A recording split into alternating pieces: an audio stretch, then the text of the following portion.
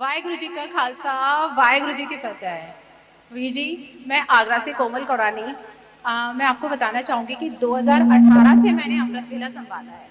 गुरुजी, मैं बहुत कंफ्यूज हूँ। कभी तो आप ये कहते हैं कि अगर आप अमृत वेला करते हो, सुबह अपना नित्यनेम संभालते हो, तो उसे हजम करना सीखो, किसी को बताओ नहीं।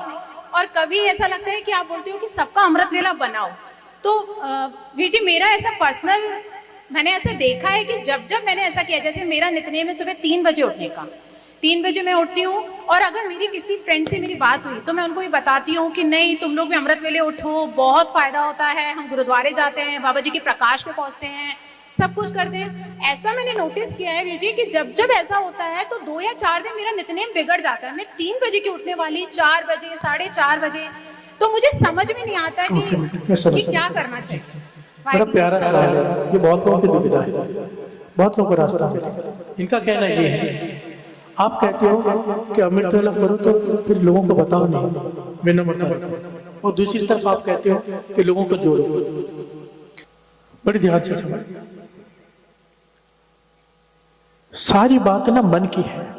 मैंने महापुरुषों से सवाल किया, मैंने कहा लोग मेरे पाँव को हाथ लगाते हैं, मैं क्या करूं?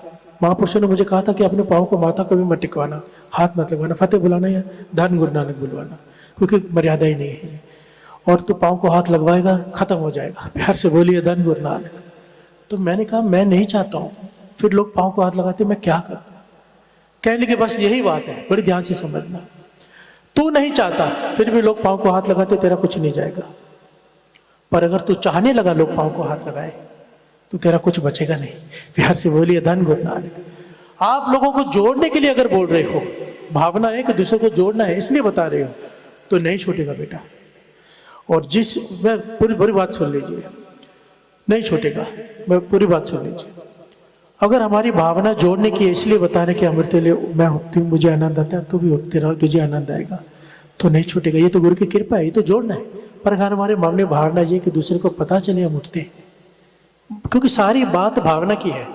महापुरुष समझाया करते थे, एक डाकू ने एक आदमी पे गोली चलाई, वो मरा नहीं, गोली लगी नहीं, बच गया, पकड़ा गया, अदालत ने उसे सजा दी। भाई उसको गोली लगी भी नहीं, मरा भी नहीं, फिर क्यों? क्योंकि भावना तो मारने की थी ना।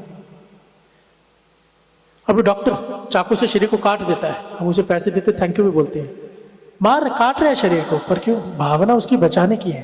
प्यार से बोलिए धन गुरु नानक। हमारी भावना क्या है?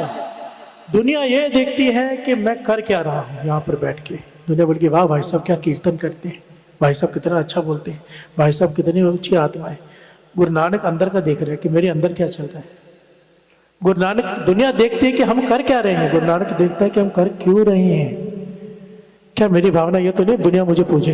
क्या मेरी भावना ये तो नहीं इतने सारे लोग आए, बहुत सारा पैसा देंगे, मैं प्रॉपर्टी बनाऊंगा? अगर मेरी भावना ये है तो मेरा कीर्तन करना भी एक व्यापार है, धंधा है। प्यार से बोलिए धन गुरु नानक। बात को समझिए, सारी बात भावना की है। और अगर आपकी भावना फिर भी ये है कि दूसरा जुड़े, आपकी भावना ये नहीं मुझे होशियारी मारनी, फिर भी छूट रहा है, तो उसकी वजह है बाबा अनंत सिंह जी के वचन। एक होता है खुद करना, एक होता है दूसरे को जोड़ना।